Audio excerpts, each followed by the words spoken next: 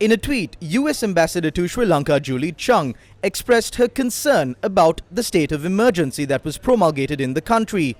She wrote, quote, "The voices of peaceful citizens need to be heard, and the very real challenges Sri Lanka are facing require long-term solutions to set the country back on a path towards prosperity and opportunity for all."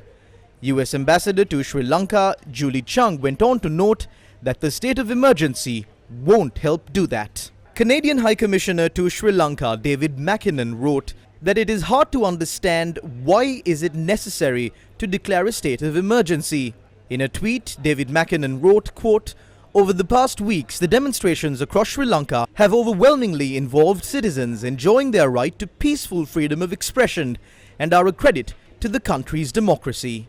Swiss Ambassador to Sri Lanka Dominic Fergler wrote on Twitter that it is hard to see how a state of emergency could help Sri Lanka in any way. He wrote, quote, "For weeks the Sri Lankans have been peacefully demonstrating because they are depressed and suffering." He went on to note, to avoid an escalation, the causes of the people's sufferings has to be seriously and credibly addressed now.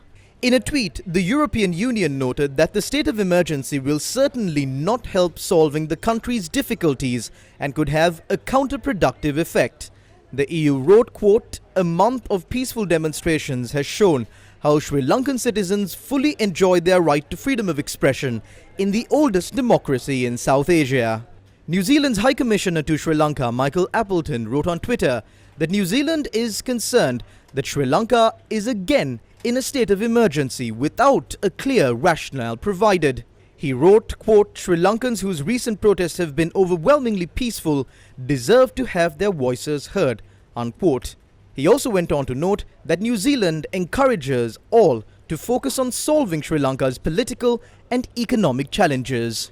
The Norwegian ambassador to Sri Lanka, Trina Eskadel, wrote on Twitter that using tear gas on peaceful protesters and declaring a state of emergency when the protests have been peaceful and while Parliament is adjourned is concerning. She urged all sides to act with restraint. The Norwegian ambassador went on to note, quote, "We are closely following the situation in Sri Lanka," unquote.